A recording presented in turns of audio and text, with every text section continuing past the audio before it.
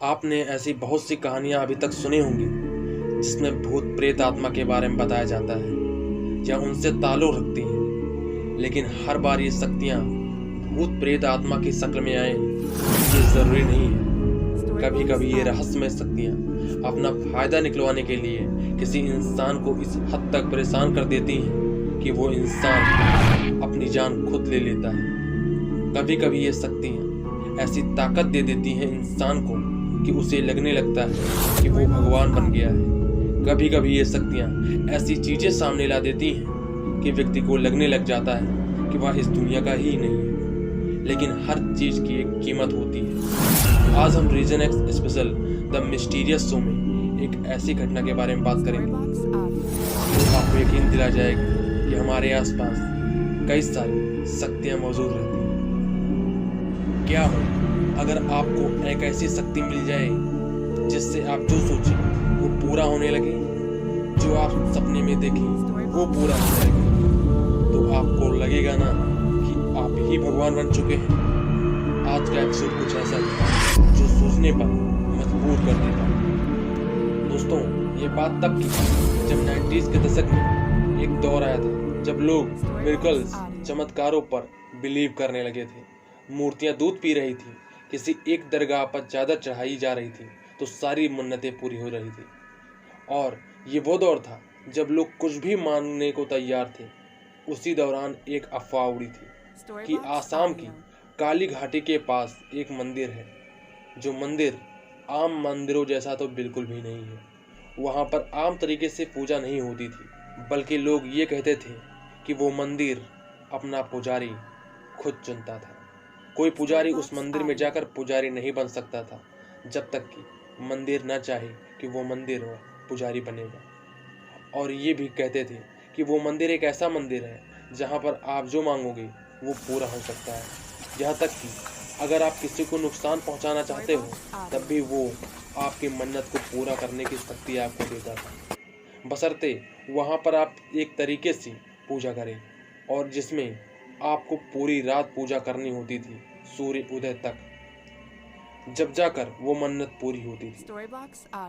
पर मन्नतें, इच्छाएं पूरे करने की बहुत बड़ी कीमत होती है जो हर इंसान चुकाता है जिसकी मन्नत पूरी होती है। किसी को पता चल जाता है कि उसने कीमत चुका दी है। कोई अपने आप से चाहकर उस मन्नत की कीमत को अदा कर देता है, पर कोई जिंदा नहीं रहता है ये जानने के लिए कि उसकी जान ही उस मन्नत की कीमत थी। उसी दौरान एक शख्स हुआ करता था जिसका नाम था अंकुश। अंकुश अपनी जिंदगी में बहुत कमजोर किस्मत का लड़का था। उसने अब तक अपनी जिंदगी में कुछ भी अचीव नहीं किया था, ना तो पर्सनली ना तो प्रोफेशनली। वो कुछ भी अभी तक नहीं कर पाया था।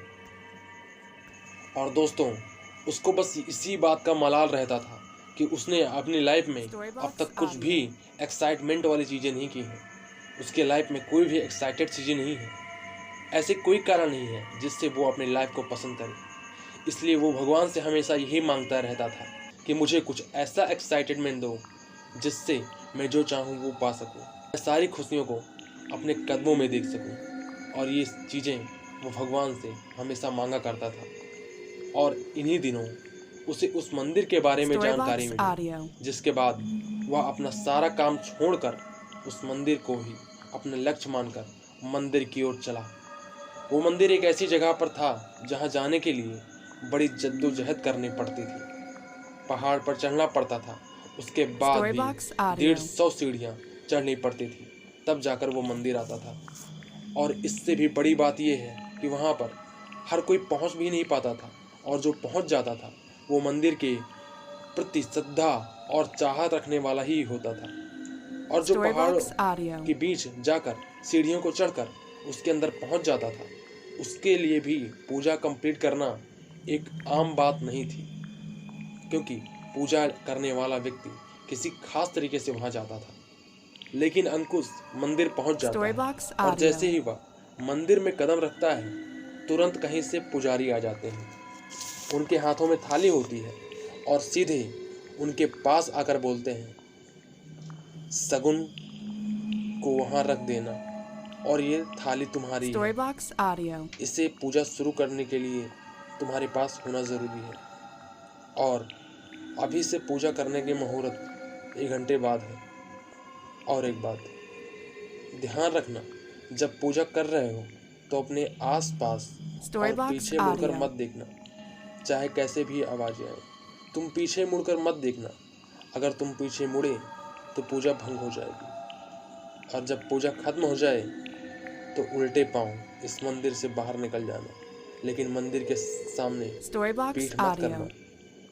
अंकुश की समझ में नहीं आया कि आखिर ये कैसी प्रथा है, किसी मंदिर से ऐसा कैसे हो सकता है, लेकिन उस पर अपनी मन्नत को, अपनी इच्छाओं को पूरी करने की जिद थी, इसलिए उसने सवाल करना ठीक नहीं समझा और वो Storybox Audio. सिर्फ और सिर्फ अपने पूजा पर ध्यान देने लगा। और दोस्तों, ठीक 1 घंटे बाद अंकुश ने पूजा शुरू की।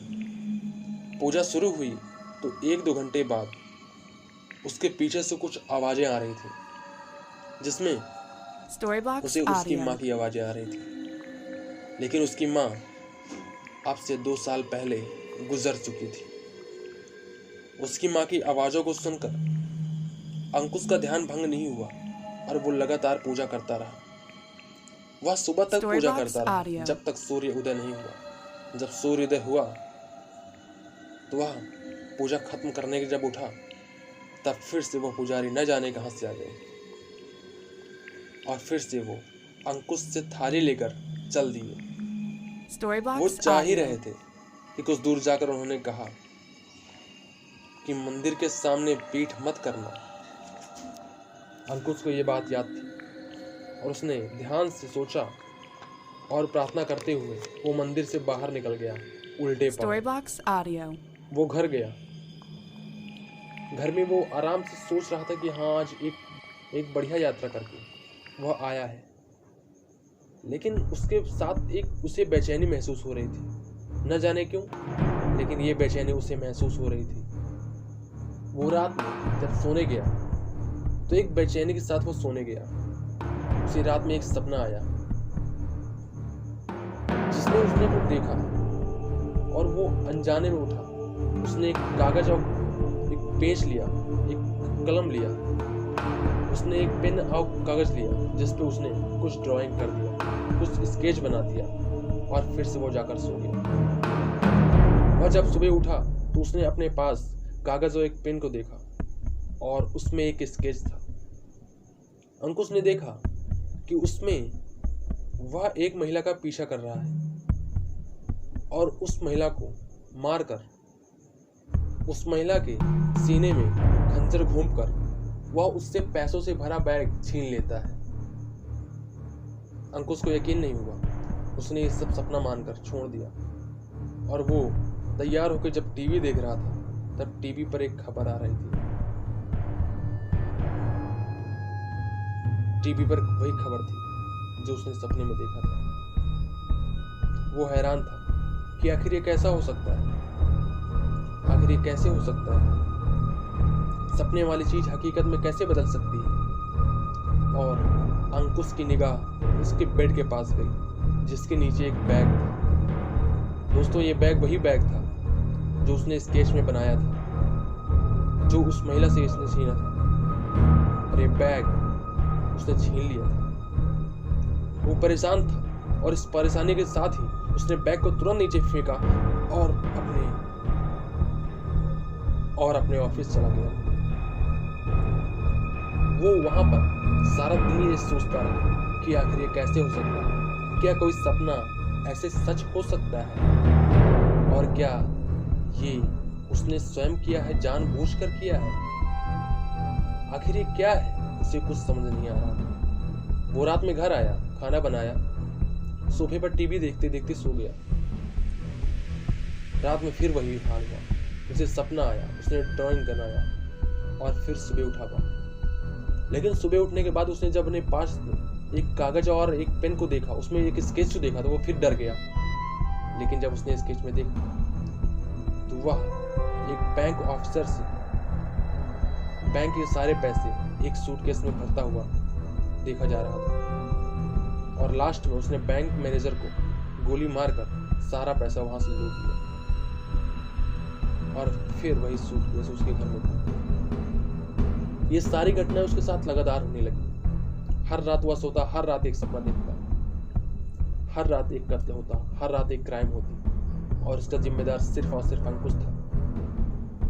अब अंकुश में दो व्यक्ति बढ़ चुके थे। एक अंकुश था, एक आम अंकुश था, जिसे लगता था ये करना सही नहीं है, नहीं नहीं मुझे ये नहीं चाहिए, मैं ये नहीं करना चाहता, ये गलत है, ये गलत है। तो वहीं उसके अंदर एक और इंसान था, एक और अंकुश था, जो ये कह रहा था, अरे पगले ये क्या कर रहा है, यही तो तुझे चाहिए था, तुझे पैसे चाहिए थे, तुझे एक्साइटमेंट चाहिए था, तुझे जिंदगी का हर वो सुख चाहिए था जो तू चाहता था, अब वो मिल रहा है, तू घबरा रहा है। लेकिन अंकुश इससे काफी डरा हुआ था,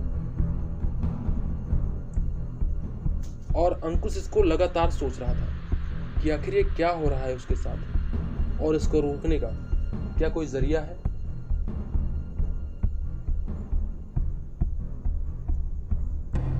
आखिर अंकुश आगे क्या करता है, अंकुश इसका क्या रास्ता निकालता है, और क्या वो उस मंदिर का कोई चमत्कार है, और अगर है तो क्या, और क्या कोई बुरी शक्ति अंकुश के पास आ चुकी थी उस मंदिर के साथ।